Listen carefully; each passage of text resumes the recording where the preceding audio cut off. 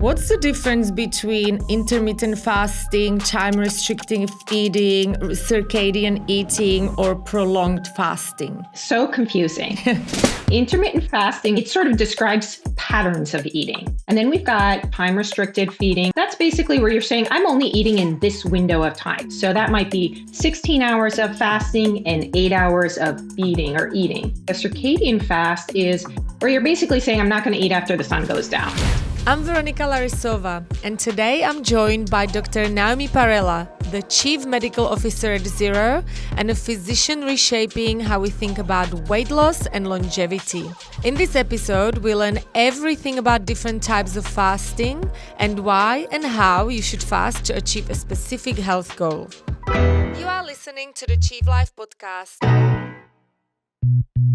Dr. Naomi Parrella, welcome to the Achieve Life podcast. Thank you for having me, Veronica. I'm so excited. I'm so excited because you are the Chief Medical Officer at Zero, which is a fasting app that I have been personally using for very many years, probably ever since it started, and also recommending to my clients.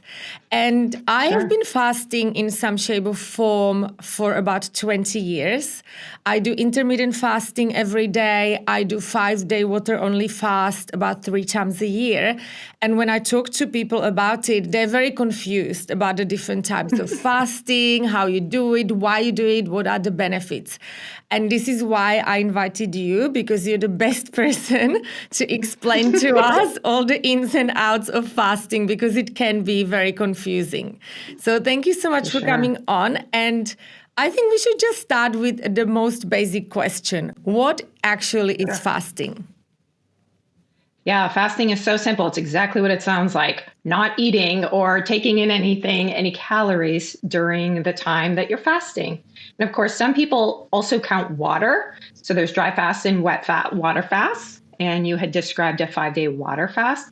But fasting essentially means not having something for a period of time. Yeah, amazing. Straightforward. So now, what's the difference between intermittent fasting, time-restricting eating, circadian eating, or prolonged fasting? What a great question. It's so confusing. Intermittent fasting, like you described at the beginning, how you're doing it, it sort of describes patterns of eating. So it's an umbrella term. And then we've got, you said time-restricted feeding or time-restricted eating, whatever that people prefer, which term. That's basically where you're saying, I'm only eating in this window of time. So that might be 16 hours of fasting and 8 hours of feeding or eating. And that's a way of just kind of paying attention. When are you going to eat? And then you talked about a circadian fast. So the circadian fast is where you're basically saying, I'm not going to eat after the sun goes down. We know melatonin goes up. That makes you more insulin resistant, makes it easier to gain fat from eating at those later hours. And so that would be a circadian, following the circadian rhythm and the seasons. And then we've got prolonged fasting, which depending on who you talk to, there's different definitions for that. So it can be anything over 12 hours. Some people think it's prolonged if it's, only if it gets to 48 or 72 hours. But basically I think of it as longer than 24 hours of fasting. How about you? How do you define that? I would say it's probably more than 24 hours. Because 24 hours, it's just like eating. If you fasted 24 hours every day, it's like eating once a day. So I don't think that's prolonged. I'd say that's more than 24 hours. Yeah. Well, I'm glad we agree. On the same page. All right. So now, because I tell people about all these benefits and they often don't want to believe me. What are all the science-backed benefits that we can confidently say we get from fasting? Yeah, there are so many benefits. I don't even think we have enough time to talk about all of the science behind all the different benefits. But I think the number one most powerful benefit, well, there's so many. Okay. So one of the most powerful would be the insulin sensitivity. So individuals who notice their waistline increasing, or they have PCOS, polycystic ovarian syndrome, or they have prediabetes or diabetes, they would be individuals who have high insulin resistance, which we can talk about later if we want. But this would be one of the benefits. It allows your body to have what we call metabolic flexibility, which is where you can burn fat, for fuel, or you can burn the carbs and sugars for fuel. So it means you have infinite energy access. So that's one of the most powerful benefits. And that's when you can also reverse disease like fatty liver or diabetes.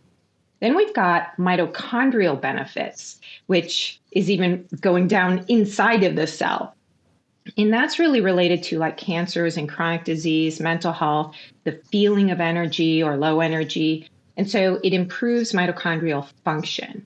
It also helps the gut and gut lining. So anybody, and I'm sure you hear this all the time, a lot of people have gut concerns, whether it's heartburn, bloating, SIBO, the small intestinal bacterial overgrowth. It might be something with, irritable bowel. There's just so many ways our body will tell us when we're off balance.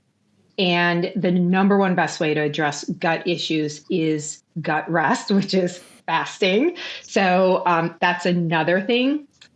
Brain function and mood, right? The BDNF, the neurotransmitters in our brain that help our brain just thrive, improve learning, memory, engagement with the world. That improves with fasting. And then interestingly, while there's been a lot of press about muscles and maintaining muscles and concern that fasting causes you to lose muscle, what we now know is actually the studies are pretty clear. That's not the case. It sort of recycles the damaged proteins or the not functional proteins. But human growth hormone increases so much while people are doing a longer fast that it's there to maintain your muscle. So a lot of people try to take hormones to try and help them build muscle. But your body naturally produces more of that if you are doing a fast. Yeah, I'm glad you say that because people don't believe me. And I've done several times DEXA scan before and after 5-day fast. And the only difference in the amount of my muscle mass was pretty much equivalent to the weight of the muscle glycogen. So Exactly. I didn't really lose any muscle because as soon as I replenished the glycogen, my muscle mass was still exactly the You're same. fine. Yeah. Yeah, so that's great. Your body's going to try to protect you. Yeah, totally. Yeah. And the inflammation, right? That improves as a result of improving the insulin, improving all these other factors. Great. And what about longevity and anti-aging? Yeah, what about it? Yeah, does it improve during fasting? Because you didn't mention that as a benefit, so I'm just wondering. Yeah, so you can imagine that's a great question. And you can imagine that if you improve your insulin sensitivity, meaning your body has access to all the fuel, you have infinite energy access. That's what it means, because you can burn the fat on your body, you don't run out of fuel. If you have that going on, your inflammation is decreased. Your gut is working really well, so it can absorb nutrients that you're supposed to be absorbing, and it can fight off and help you. And your BDNF, your cognitive function, your brain function is at its peak. Longevity, aging, that is like the best recipe to let your body be in its absolute peak health and performance for as long as possible. And so that's what's really fun is by not doing something, we can actually improve all the factors, and we can see that on labs as well. Yeah, that's amazing. But I guess it's really natural because before industrialized world, when we lived in a cave, we would have time of famine and time of feasting, right? And it's natural to humankind. Exactly. We just stopped doing it because shops are open 24/7 and we can eat anytime we want, but it doesn't mean we should. But I wanted to ask you, so are certain fasting approaches better for certain health outcomes? Like are some types of fasting better for longevity, some for weight loss, some for metabolic health? What are the benefits of the prolonged fasting, such as 5 days? Yeah, I think that's a really powerful question because I'm sure you get this all the time where people say, well, what's the right fast for me? What's the best fast in the world? And you're like, it depends on the goals. It depends on where you're starting. So you're right. If it's, so I work in a weight loss clinic right now. And if somebody comes to me specifically for weight loss, then they can do that time restricted eating, where it's basically like a 16-8 or 18-6 or 24-hour, fast periodically, if that's what they want to do, or daily, right? So there's different ways people do that. For metabolic healing, when we're trying to reverse disease, we're trying to improve the body function beyond just you're in a maintenance mode, then you want to extend the fast a little bit longer. So it might be 24 hours or longer. And that's really for the metabolic healing, because after about 16 hours, your body sort of shifts into super repair, right? And then at about 48 to 72 hours, it shifts into an even more powerful repair mechanism. So depending on how far you want to let your body have that repair opportunity, basically by not putting stuff into your body that your body has to deal with, it can focus all its energy on scanning and cleaning house, recycling what needs to be recycled. It's not going to waste time maintaining cells that are defective. So you have an auto cleaning system activated. Amazing. So is that auto cleaning system, is that autophagy?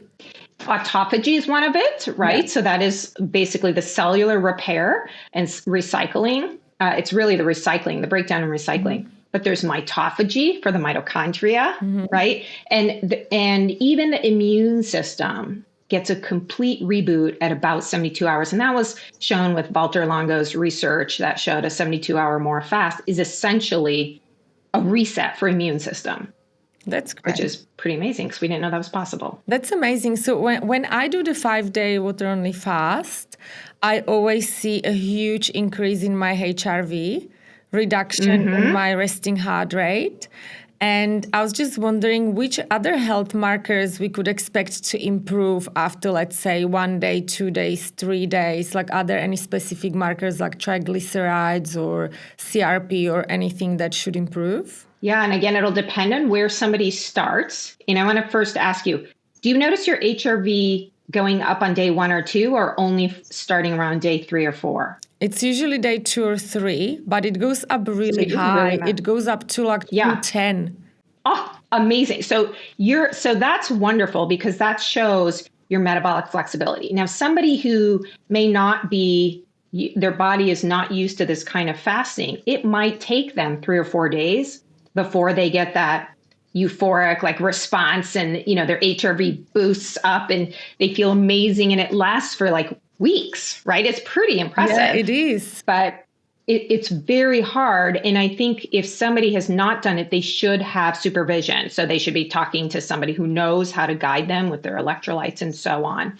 But you're right. It is pretty impressive. Now, triglycerides. So triglycerides will plummet within the first 24 hours, right? Wow. Actually, within 12 hours, it'll be like dropping. So anybody who's been told they have very high triglycerides, if they did a 12-hour fast before they had their labs tested and they were told, wow, your triglycerides are kind of high, that means it's going to take them maybe a little bit longer of a fast to get those triglycerides down.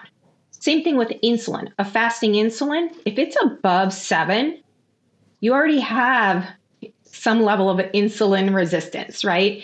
And even though it shows normal on the lab test, I don't know how it is. You're in Australia, correct?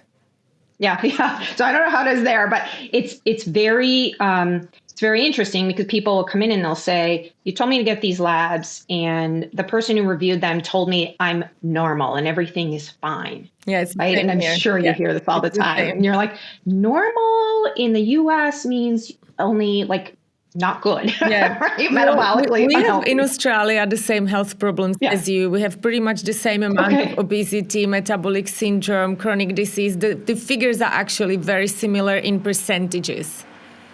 Yeah. So, right. And this is part of the challenge is by doing something that costs $0 fasting, you could actually reverse that, reset it. Your body is designed to like repair, heal, and thrive, right? It's designed to do that. So if we give it the space to do it, it will naturally take care of you and do that. So I love that so how long have you been fasting actually? I think for about 20 years, I've been doing intermittent fasting every single day. Yeah. I mean, there's an exception to the rule, but most of the time I do 16 hours fast every day. Sometimes it's 14 or 15, but for most part it's 16.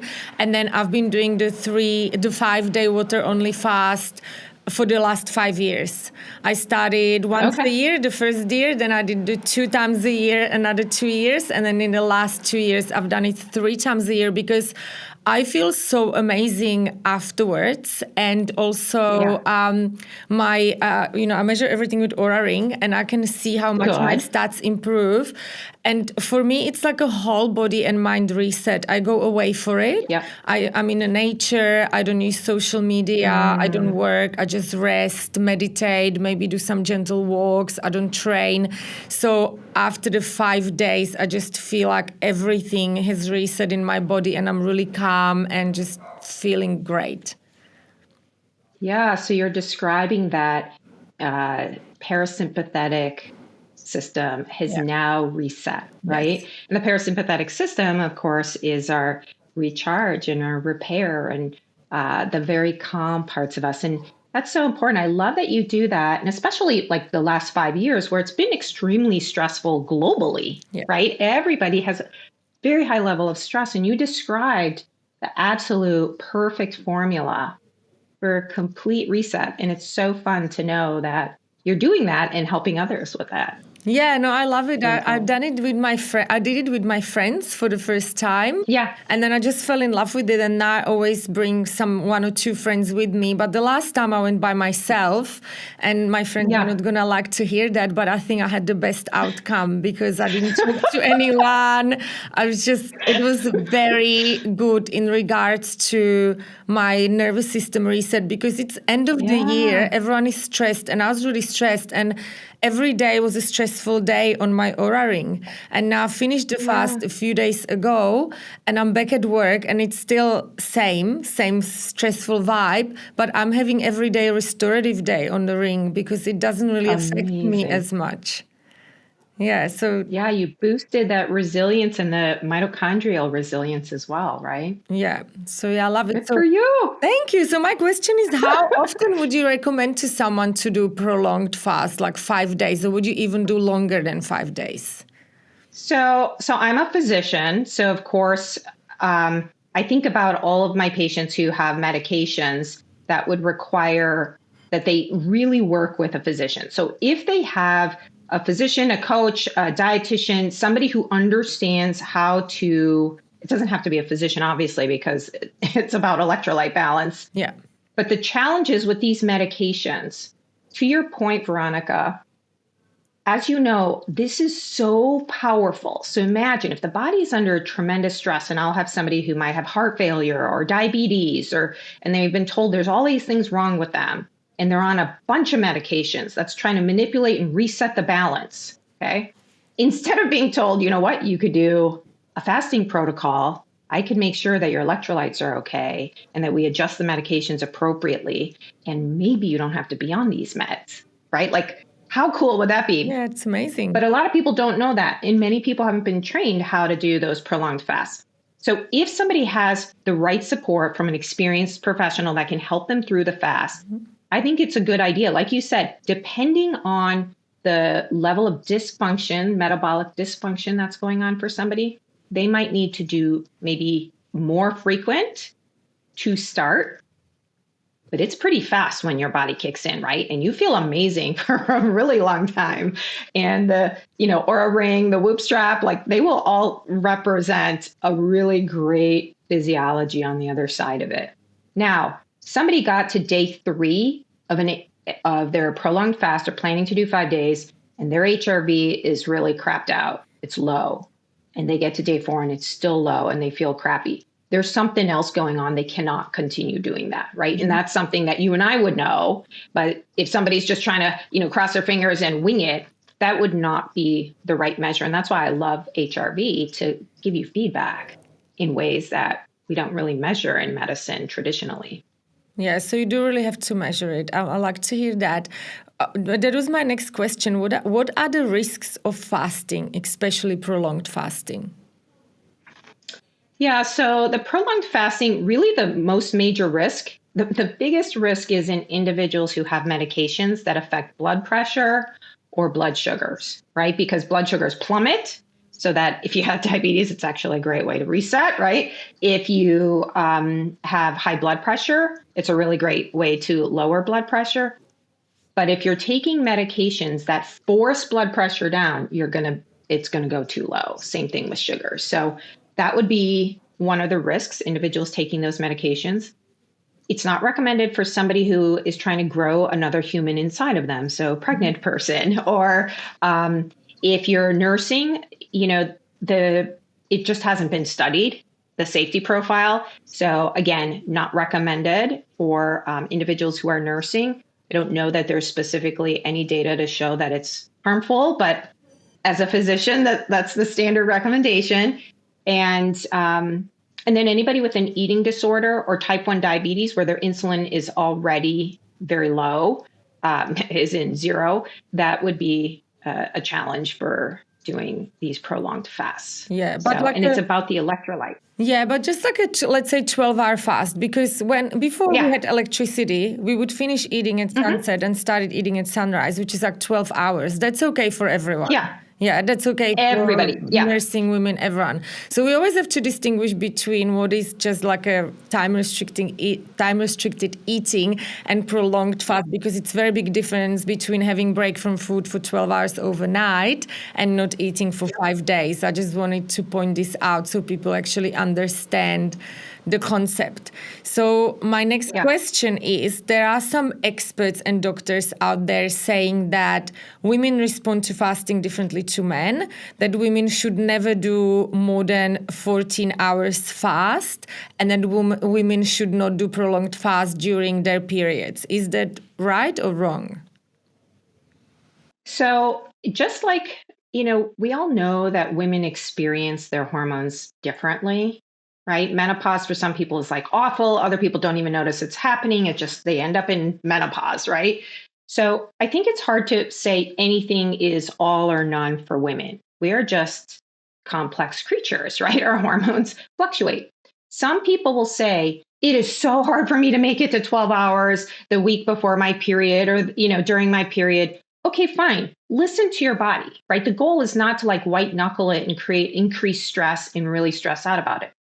But it is kind of curious. You kind of can think about, well, what's going on there? Because we are all designed to be able to survive without food for prolonged periods of time. You have to hydrate for sure.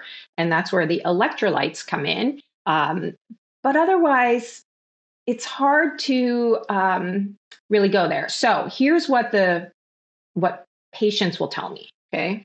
Before their period, when progesterone is at the highest, yes, absolutely. It seems for many people, that's the hardest time to do a longer fast. So like a 12-hour or 14-hour, that's like pushing it for a lot of individuals. That's fine, right? That that then, and that's how that will look, maybe during the period as well. That first half of the cycle, after you finish your period in that first half until ovulation, go for it, right? Like if you are feeling great, that's great. That's when you're having your good hair days and it's just, you're feeling energetic and fabulous. Be energetic and fabulous. And if you want to fast at that time, that's a really great time to jump into trying it.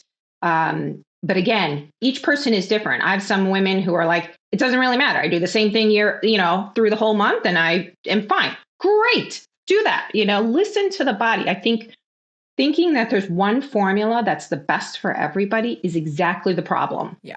Right? You're probably seeing that a lot too, right? Yeah. I agree. That's why I wanted to ask you, because I'm just like very annoyed with all these blanket statements, like all women should do this, all women should do that. But what if the woman is 40 or 60 or 20? Like, exactly. What if she's an athlete? What if she's a mom? What if she's pregnant? Like, woman, that's not just one thing. It's so many different things because of the way we age and the way we have our cycles. So I'm glad you say that it's very individual. And one more question I wanted to ask you about the effects of fasting. How come our hunger actually reduces with the ongoing fasting and we lose thoughts about food, like whether it is like intermittent fasting? I'm so used to not eating now until 11 o'clock or midday that I don't really get hungry in the morning. And when I do the prolonged fast, I'm a little bit hungry after 24 hours, but then the hunger goes away completely and I don't really care about food.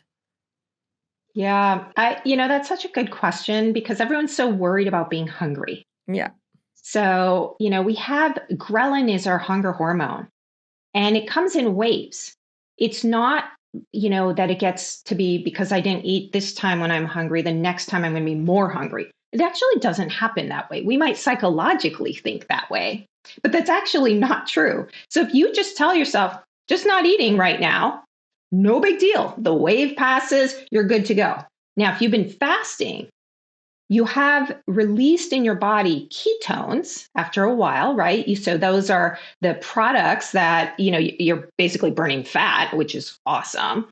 And when you're doing that, that beta hydroxybutyrate, which is the breakdown of the ketones, is one of the ketones that comes from breakdown of fat.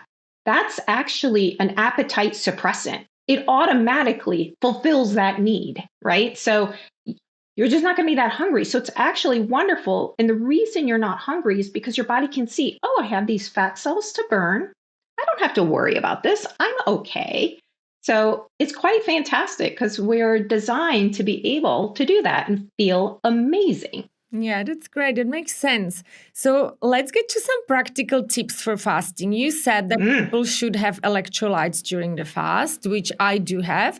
But the question is why and also what kind of electrolytes? Because I believe if you take sugary electrolytes like Powerade or something like that, that will definitely Terrible. break the fast. Yeah, it defeats the whole purpose of the fast, right? Like that's yeah. I love that question. So, what was the first part of the question? Why do we take electrolytes during the fast and what kind of electrolytes? Yeah. So when you are fasting, it drops the insulin level. And remember, insulin is the hormone that allows your body to burn fat or not. So if it's high, you cannot burn fat. You're going to be hungry all the time. Fasting is super, super difficult because you're running on glucose. So you have to keep eating, almost like getting an IV infusion of sugar. If your insulin comes down, which is what happens with fasting, it allows the insulin to start trending down. When the insulin comes down, now you are able to burn fat and you've got ketones and all of this stuff. But what happens when insulin is low is you start peeing off water. And that water takes salts with it. So you pee off all the salts. And if you're not eating because you're fasting, then you might run low on salts. And that's more likely if you're on certain medications or if your body's not used to fasting. And so you do want to get electrolytes so that you can replace what you're peeing off. And then you're not going to have the headaches. You're not going to have that fatigue and the palpitations and, all of that sort of uncomfortable feeling because your body's got the salts it needs. And then, so what electrolytes do you use? What kind of electrolytes do I use? I use sugar-free electrolytes, obviously, that are not based on maltodextrin, because my concern with the maltodextrin is that it alters your gut microbiome, but also it can kick you out of the fast and ketosis, can it? Yes, it absolutely can. It has a higher glycemic index than table sugar. Wow. So if you had maltodextrin, it's actually worse than table sugar. Yeah. But people don't recognize it as a sugar, right? Yeah. I love that you pointed that out. So electrolytes that are sugar-free and no maltodextrin. So what about just putting salt in my water? Yeah. So a lot of people do that. I think you have to get a high quality salt. Some people will use like Redmond sea salt. I don't know what they have in Australia, but or a high quality Himalayan pink, sea salt. I think the ones with the colors, they have some minerals that give it the color. So as long as it's not lead, it's a good thing, right? So I think that's fine. It doesn't have to be complex. Yeah, okay. It doesn't taste as good. Yeah. Do you have any particular brand of electrolytes that you like, that you recommend? Yeah, so I'm not sure what's available in Australia, but I will use Redmond's sea salt. I'll put a pinch of that in my water. I will use Relight or LMNT. Those are the ones that are, easy, and they have all the different interesting flavors. If somebody's interested in flavors, I tend to go hardcore. But I think LMNT also has maltodextrin in it. Yeah, that's the problem. Some of them do. Yeah. So you have to look at the label. Yeah. Okay, so look Yep, look at the label, and if it has maltodextrin, avoid. Otherwise, it's fine as long as it's sugar free. Okay, so some correct. people, a lot of my friends, just cannot give up coffee. Like when I do 5-day water only fast, I give up a coffee 5 days before, 6 days before, and then I don't have the coffee. Some people tell me they can't do it, so they have coffee during prolonged fast, or they have bone broth, or even if they do intermittent fast, like let's say if they're skipping a breakfast and they're starting to eat at 11 or 12 o'clock every day, they have coffee during the fast, or bone broth, like a clear broth during the fast. Would that kick them out of the fast and the ketosis, or would it not? That's a good question. So it depends. It will, if you're having bone broth, you're likely not going to be like, you're not having a complete fast. So, for example, the gut reset is going to be a little bit different because the migrating motor complex, that system that kind of sweeps things forward, doesn't kick in if you're having bone broth. Interesting. It will likely not kick you out of ketosis because it doesn't have enough carbs to do that. So it doesn't, cause a spike in insulin. So it depends on what part you're looking for, but it's fine. I would tell most people, absolutely, bone broth should be fine. It's like taking electrolyte water, basically, right, with some collagen and some other nutrients. So I don't have an issue with that for most individuals. What about black coffee? Yeah. I'm okay with black coffee. It's one of the most evidence-based ways to detox the liver, actually, or allow the liver to sort of reset. So I'm okay with black coffee if it's a high quality, not, some crappy, flavored thing. But ideally, you literally give your body a rest because that still has a stimulant effect, and that caffeine with the cortisol from the beginning part of the fast can aggravate the fast. And so again, depends on the individual, but for the purpose. Yeah, for the purpose of because I guess if I'm doing it to reset my nervous system, I can't have coffee. If I do it to reset my gut, I shouldn't be having even bone broth. So it depends, because some people just fast because they want to lose weight, and I think for them it's okay to have coffee and bone broth. Exactly. But if you're doing it for gut reset, anti-aging, and nervous system reset, you should just be having water and salt. Correct. Yeah. Correct. Okay. And that to your point about the salt, really, I think the easiest thing is to put a pinch of salt in the water. Like that really is the easiest thing, because regular, like Redmond sea salt, for example, doesn't have maltodextrin in it. You don't have to figure it out. You don't have to look at labels. You just put half a teaspoon of that in 2 or 3 times a day. It's so easy. Yeah, that's great. And so for those that fast, let's say every day for 16 hours, when would you recommend for them to train? On what side of the fast? Yeah, so I think it depends on each individual. Some people say they can't train while they're fasted. If possible, I think it's great to do a fasted workout. I'm a huge fan of fasted workouts. Yeah. Okay. But a lot of people are like, I just can't do it. And then I'm like, okay, have some bone broth and then do your workout, so something a little bit light, and then have your protein, after that workout, right? So your body can then absorb it. You stimulate the mTOR. Like that's a really nice protocol. Yeah. Great. And then if someone is doing prolonged fast, like let's say 5 days, probably the best to not train during. Yeah. Yeah. Okay. Yeah.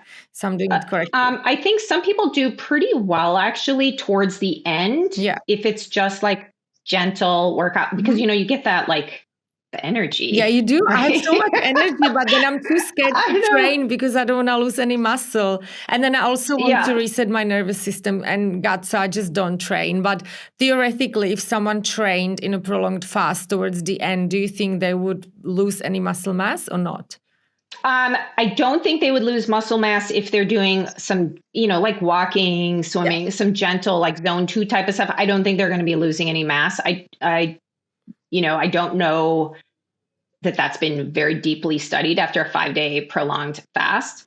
But I do know that even if you lose some muscle during a fast, when you refeed, if you actually do that well, then your body prioritizes rebuilding muscle and you get better muscle. So it's actually pretty cool. That's really cool. So it's really good because I Yeah. always do it for healing as well. So it does enhance the healing Yeah. because it Big reduces time. inflammation and increases growth hormone. Is that correct? Yep. Yep. You Love are it. exactly right. So I mean, and to your, to your experience, the fact that you could do this for 20 years, right? And here you are thriving and, able to go out into nature by yourself or, like that says it all, like living proof, yeah, right? So, and I see that all the time in my patients as well. And that's why, when I went to med school, I was told, oh, if you have diabetes, it's just a downhill slope and our jobs just slow down how fast somebody declines. All of this misinformation, not with malintention, right? But just people just didn't know. And when we step back and say, wait, when you're sick and you don't feel like eating and then you heal and you feel better, like that's evidence that it's okay. It's actually, you're designed to do that, right? yeah. So, 100%. yeah. But a question, okay, so there are a lot of people that fast, but they don't eat during the day until later, and then they have a big meal at 8 or 9 o'clock in the evening. I don't think that type of fasting is really healthy. Like, it's not that beneficial. What do you think? It is interesting, like binge eating at one time, trying to get their whole daily calorie, like that's not the purpose of fasting, Yeah. obviously. You do want to get your protein when you eat. And so, depending on how long the fast is and how active somebody is in the stage of life and their workouts and the amount of muscle mass they have, they may need to eat more protein than they might if they were eating 3 times in a day. But I'm with you. Like you're not supposed to like shock your body with this massive amount of food at suddenly, and especially if it's got high carbs and sugars, right? I mean, somebody's gonna be sick. Yeah, and That's not also gonna at feel good. night, because I think when you eat at night, it really affects your insulin and it's kind of Yeah, counterproductive because you try to reduce your totally. insulin with fasting. So, to my knowledge, and what Yeah, works for me, it's more like stop eating around 5 or 6 p.m. and then have a break for 14 to 16 hours. Would you agree? yeah. I absolutely agree. And some people say, I work late hours. I'm going to eat with my family. Yeah. I'm taking them all around to their soccer game and whatever. Okay, fine. That's fine. But really, the goal should be for best metabolic function that there's at least 3 hours from the last time you consume something and you're going to lie down like that. Just, and you want your kids to actually have that pattern too. So I think that's a really, really important thing. And so your awareness of that circadian rhythm in saying, I feel better when I stop eating by 6. Yes, absolutely. That's how we're designed, right? And then you sit around the campfire after, the sun goes down and talk about your day and hang out and, have intimacy and all of those things. So it's interesting because a lot of people do try to squeeze it in before bedtime. You're like, no, that's going to ruin your sleep. It ruins your body's, opportunities for healing. And a lot of people also cannot socialize without eating and drinking. They have to I know. talk, What is sit in with front of that? a TV and talk and eat. I'm like, no, you can actually sit and eat and sit and talk and don't eat. Like, just talk. Yes, Yeah. exactly. And you know what's interesting that you say that? Because I was thinking, for example, with this podcast, I am having a blast hearing, what you're doing and talking with you, and we don't have any food here. 100%. Right? And it's fine. Like it's not weird. It would be weird if we actually were eating while we're talking right now. And my mom always used to say, don't talk when you eat. Eat first and then talk. Because you can't chew properly when you eat and talk. So exactly. yeah. So I understand food Yeah. is a social thing, but we also don't have to eat all the time and have a break from it. Correct. Yeah. Correct. Well, it's a wonderful way. So one of the things that I think is interesting when people talk to me about stress eating or whatever is when we eat, it's one of the few things that's multi-sensory. It hits all your senses. And what's wonderful about humans is we're social beings. So we want to share experiences with somebody else, right? You want to have that same experience that you're both having this multi-sensory experience. It's really food or sex. Those are really like the two things, right? That light up the whole brain that are like just entirely engaging. And so, yes, it makes sense that we want to share food with other people, but it doesn't have to always, to your point, always be about the food. Yeah, 100%. And talking about sharing the food, so we're coming to Christmas and most people overeat, eat like much more than what they should. Do you recommend to do a fast after a big day of eating? Like, let's say we have a big meal on Christmas Day, we eat some sweets and things that we normally don't have. Would it be a smart idea to completely fast the day after, or you should have some kind of food or bone broth, or what would you do? So I think that's, again, individual specific. So I know a lot of people will be like, I do a 30-hour, 36-hour, 48, 72, whatever, after that big holiday. And if that feels good and easy and, just helps somebody feel back in control, I think that's fine. What everyone's trying to do is get back in control and have a structure after Yeah. the day of feasting. And I think, however you have to do that, you do not have to do a fast after. In fact, for some people, it causes a tremendous amount of stress on the body if their feast was foods they don't normally eat. So maybe they eat really healthy, they don't eat a lot of sugar usually, they're eating whole foods, and then the holidays come around, family brings all sorts of ridiculous stuff that you're like, oh, memories, tradition, whatever. I'm going to, jump in and eat all of this cake and pie and the bread and the pasta and all the foods. Then the next day, your body has just been shocked. So it may not be super easy to fast because you're going to be pretty hungry. Yeah. So what I recommend is bone broth or the, a pseudo fast. So see how long you can go. But if it starts getting to where you're looking at your clock all the time, it's beyond okay. Right now, it's time to just give yourself a little something light, but you can ease into it. Other people are like, I go 36 hours, I'm hardcore, and I feel great. Awesome. That's great. Not everybody has that metabolic flexibility. So once that insulin gets spiked, the sugars are in the system. Yeah. It can be a little bit harder. And we don't want to create like a high cortisol stress state, which can linger. Yeah. Okay. So how about you? What do you do? What do? I always fast. So if I have a big meal on Christmas Day, I'm just going to fast 16 to 18 hours and then have a small meal if I'm hungry, and if I'm not, that I won't. But I just always fast. Like I think my body's trained so much to not eat in the morning. I can't even look at food in the morning. I don't get hungry until later. It's been so many years. It's been like 20 years. So I think I don't know if it's a habit or if my physiology is adjusted to it, but I could never have a big late night dinner and then wake up in the morning and eat. But a lot of people actually experience extreme hunger when they have a late night dinner. Why is that so? Well, like we talked about earlier, when you have a meal with certain kinds of foods, it's going to spike the insulin. And we're insulin resistant at night. And so that means even small amounts, even a crouton might like spike your insulin, right? And so if you spike that insulin, you're shutting off access to the fat cells. Then you go to bed, your body is going to kind of not want you to sleep too deeply because it wants to be prepared to go find more food for you because it doesn't know that you have a storage of fat cells and fuel. So it's worried it's going to run out of fuel.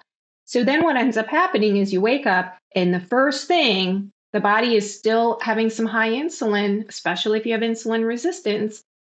It's going to drive you to want to eat. And it's not a discipline problem.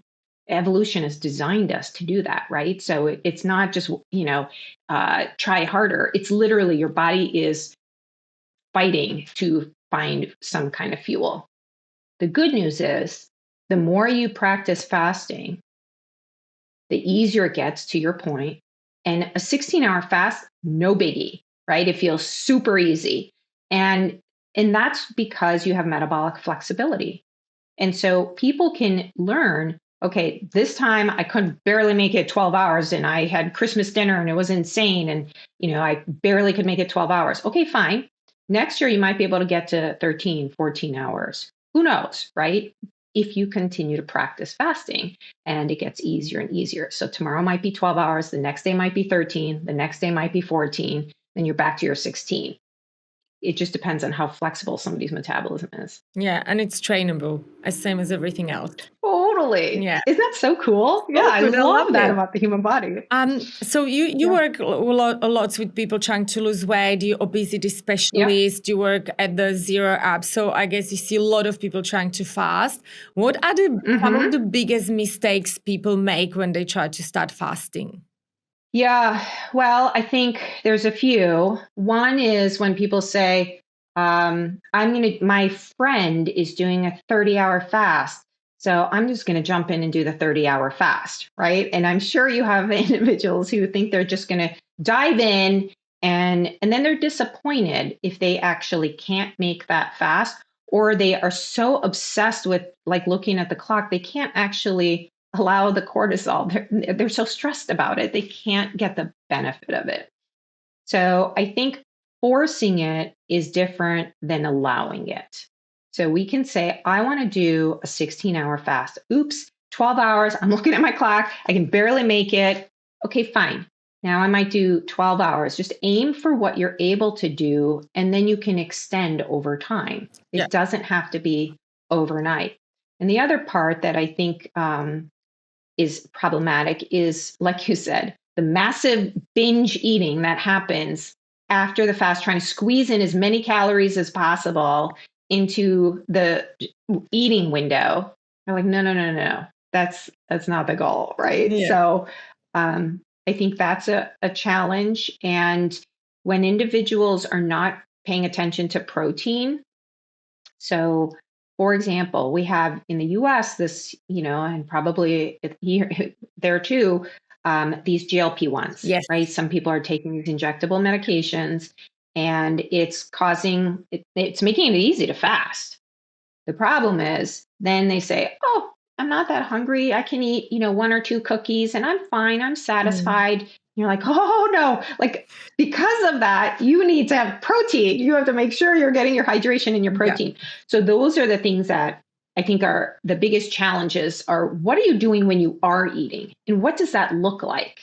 And making sure you stay hydrated and get your salts if you're fasting for a longer period of time. Yeah, I agree. That's a really big problem with the GLPs because people don't want to eat a lot and the foods they choose to eat are usually junk, while they should really be eating protein, as you said, some good fats and have lots of water. So yeah, I 100% agree. And we could probably do a whole podcast on that because it's like an epidemic. Everyone is on it and you don't need it when you're healthy. Like I understand when people are morbidly obese and they have diabetes, these drugs might be necessary for them.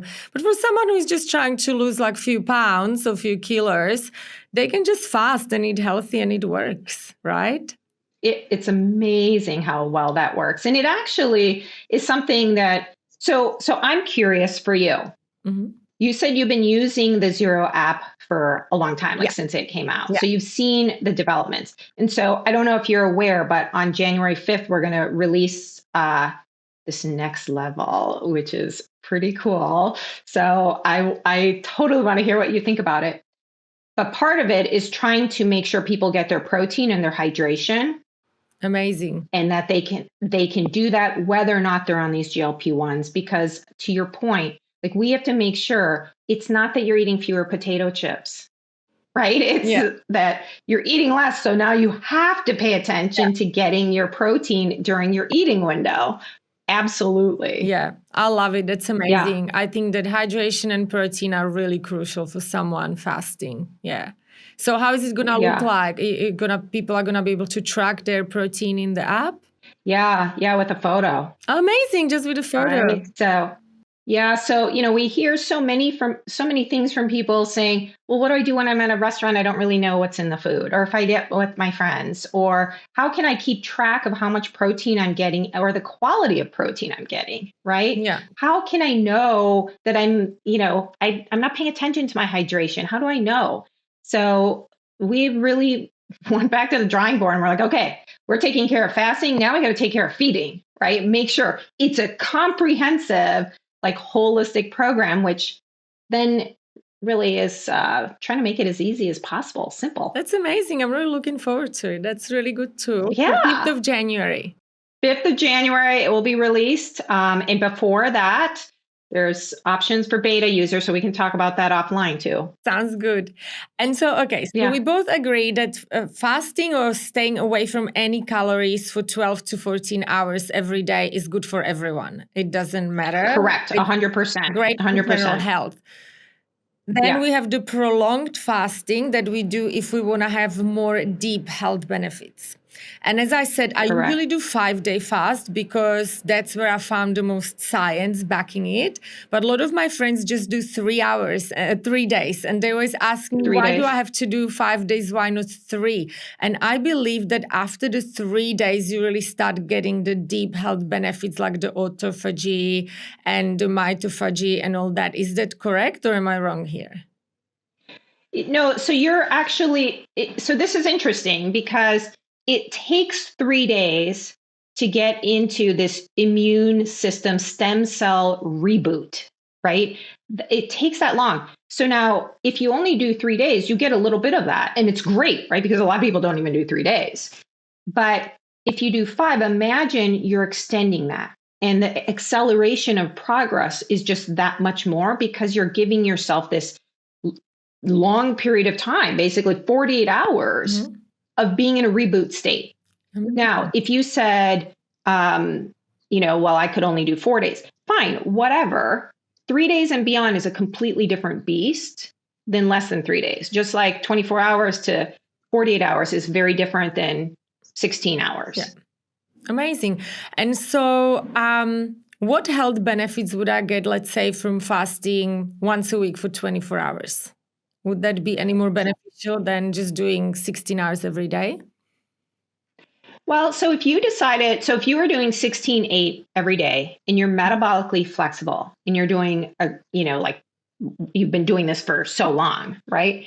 You may or may not get that much more benefit because you probably don't have visceral fat to burn through. You probably don't have metabolic dysfunction that you're trying to reverse. So you probably don't need to do that. So you're in sort of a maintenance and peak optimization state, right? And so that's great because you've done the work. Yeah. And when you do the 5 days, you don't need the 24 because you're doing the 5 days once in a while. Now, does everybody need to do that? No. Some people might need the 24 hours in order to reverse some of the damage, right? Because they haven't done that yet. But the body's able to do that. Other people are like, I want to do a one-time 5-day. I'm going to have it supervised by Veronica. She's going to help me go through this, and she's experienced, she gets it. She knows how to help me through this, crush it. And then they're like, they don't need the 24 either because they might be reset and they're fine with 16s after. Yeah. So again, it depends on how intense somebody wants to go after it. Yeah. Get it. And so you say that after the 3 days, we really start having the deep benefits. You mentioned the visceral fat, which we forgot to talk about, that like people have really big reduction in visceral fat after 5 days of fasting, which is very important for chronic disease prevention. So should I try to do more than 5 days, and how much is too much? That's a great question. There was a study, done many decades ago that showed that you could technically fast like almost indefinitely, right? If you have enough fat on your body. If the fat cells become depleted, and so, if you don't have a lot of fat to begin with, then it can start affecting hormones. And so people would start noticing thinning hair. They might notice their energy dropping. Their HRV would be definitely dropping, right? So if the HRV goes up, you're for sure doing fine. Your body is okay. If it's dropping and it's beyond 3 days of fasting, then that's a sign that you might be missing something. It might even just be you didn't have good sleep or whatever, but there's something going on. And so it's worth investigating. Okay, that's great. So just watch out for HRV and the way you feel. And obviously your body weight. If you have very lean, don't fast for 10 days. Okay, get it. Okay, so what do you recommend for people? Let's talk about the prolonged fast. So let's say we're doing 5-day water only fast. What would be your recommendation to prepare for the fast? Yeah. Oh my gosh, that's so important. I will be curious what you're doing. So I usually recommend that for 2 days. So first of all, none of this is medical advice. Everybody needs to talk to their own doctor, right? All of this stuff. 2 days before, I want somebody to go very low carb or almost keto so that their body is already in a fat burning state when they are going to do a longer fast. So you're not eating the pizza with regular flour crust the day before. That's just not going to happen. Or it won't be a very good fast opportunity. So that would be a thing. I might have to adjust some medications for an individual. I want them to be hydrating and getting into that routine of staying hydrated. And then that's pretty much the most important prep is to make sure that they're hydrated and they're not carb loaded. Yeah. And then getting right off before caffeine. They go into this.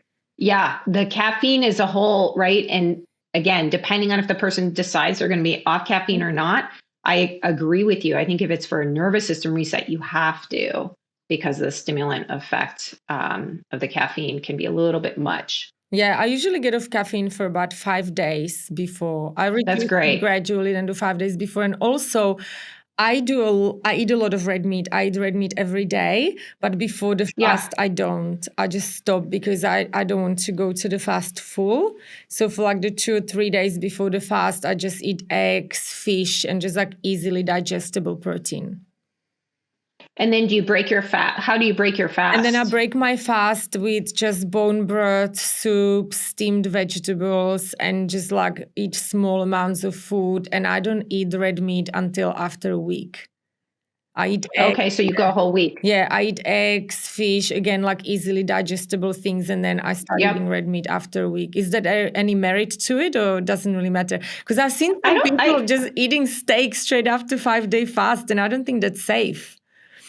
I don't think that's a good idea. Obviously, the refeeding issue is a real deal. Refeeding syndrome, right? From eating. Yeah, exactly. It's usually from having a bunch of carbs after fasting for a prolonged period of time. But I think, the post 5-day fast or 3-day fast, really, I agree with you. It's sort of that bone broth, just letting the gut lining sort of get reacquainted, refilling with some of that. And then adding in some easily digestible, gentle proteins, maybe some fermented vegetables, if that can be very soothing as well, or like a vegetable soup or steamed vegetables, but definitely cooked, not raw. And then I usually recommend that for about the first 12 hours to make sure. And then 2 days before, I would say red meat. But a whole week is obviously fine as well. Some people don't have red meat at all. But I say at least 2 days, let the body sort of get back into the groove before sort of shocking it with something super heavy. And I do recommend avoiding some of the carbs for that period, also the refeeding time, because somebody's so insulin sensitive, it's going to make the blood sugar skyrocket. They're going to feel terrible. Yeah, 100%. I always just have very easy, light meals. It's hard for me to not have steak for a week because I have red meat every day normally. But I just think love it. Yeah, I just think it's good to ease into it and even give yourself a rest, like give the digestion a proper rest. Because I think red meat is, in this day and age, the healthiest meat we can eat in regards to safety and nutrients, but it is hard to digest. And when I eat red meat every day, my digestive system always has to work hard to process it. So I think having the 5-day fast and then another 5 to 7 days break from it is a nice rest for my gut. Yeah, that's a really nice protocol you have set up. And, just hearing about your stopping eating, 5 or 6 o'clock, you're staying hydrated, you're getting your electrolytes, you're paying attention to the maltodextrin, you're doing these, 16/8 pretty much every day for 20 years. And for 5 years doing these 5-day water fasts, just thinking about the signaling that your body is getting, you're giving it such respect and nourishment and care that it's really impressive, because the human body is so amazing, and that you're honoring it and taking such good care of it. It's really quite inspiring. I'm Thank totally loving it. I was brought up like It's that great. because my parents always used to tell me, in the end of the day, it doesn't matter what status you have and how much money you have, where do you live. If you're not healthy, nothing else really Yep. matters because you'll just be suffering. So don't worry about anything else. Worry about your health first, and then everything else comes next. So sometimes, and my business partners and coworkers are not going to like to hear it, but sometimes I don't do as much as I should because I feel like I should put my health first. So I'm not the It's type of so person to wonderful. skip training because I have to work. Like today, I had to start working at 6 a.m. So I went to the gym and I trained at 4:45 a.m. because I felt like if I'm sitting in the office all day, I need to move. And there's no compromise for me in that regard. So I think a lot of people these days forget that health is our biggest wealth, and they chase money and the Yeah. status and the luxuries and everything else, and then they get really sick, and then sometimes it's really hard to take it back. That's exactly it. It's really hard to take it back, and it just takes a little bit of awareness to keep it in good shape because the body is naturally designed to heal, repair, and thrive. So I love, love, love that. Um, and what I love even more is hearing this comes from generations, like your parents instilling this in you. And I heard the same thing growing up as well. And I think it's so important to recognize if we don't have health, nothing else matters. Yeah, Nothing else can be 100%. fun. Yeah. 100%. Um, by the way, I wanted to ask, why do people often feel Yeah. euphoric during extended fasts? Oh, yeah. Yeah. Do you get that Yeah, experience? I feel Yeah. amazing. I feel like I've got endorphins and I'm like just on the top of the world. Yeah. Yeah. This is that wonderful thing that people talk about where they might be like euphoria, right? Part of what happens is around day two, three, sometimes four for some people, their dopamine and their norepinephrine bump up, and that gives you this sort of I can conquer the world experience, right? And it just feels so good.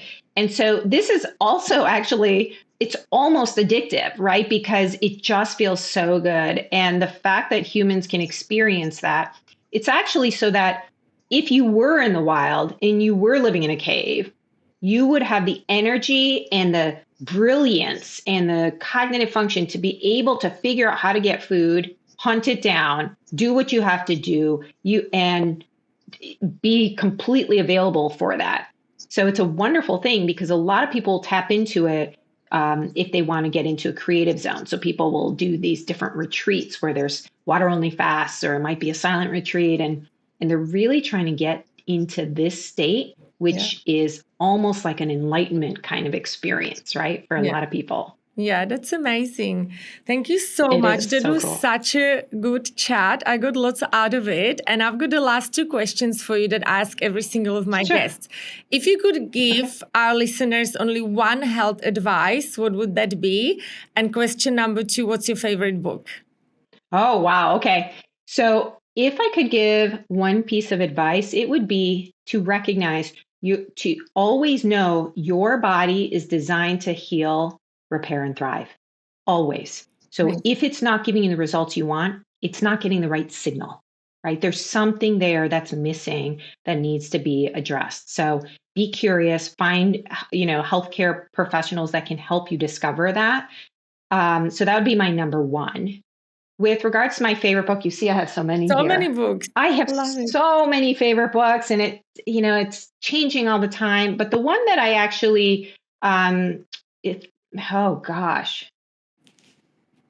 Well, the book that I have been currently having people look at when they come to me and they're confused about why they feel so crappy or their weight's not going the way, I tell them about the book Hacking of the American Mind by Dr. Rob Lustig. Oh, wow. I love Rob And Lustig. He's amazing. he's amazing. So he's got his wonderful book, Metabolical, which I have all my medical students and residents. I tell them that's the book you should read so you can understand what we're talking about with metabolism. But his book, Hacking of the American Mind, puts together sort of the stress, the pleasure, contentment, the addictive, sort of components of the brain, mental health. He brings it all together. And so I just think that's a really, really powerful book to open our minds to what's possible with our minds and our bodies. Amazing. I can't wait to read it. That was so good. Thank you so much for your time. And don't forget to give me your address. I would love to send you some of our products. Thank you so much. This was so much fun. And if you're ever in the Chicagoland area, look me up. I will hit you up. Have a good night. Good. All right. Take care. Bye. Thanks so much for listening. If you enjoyed this episode, subscribe to the Achieve Life podcast for more conversations on performance, nutrition, and mindset. And we'll see you in the next episode.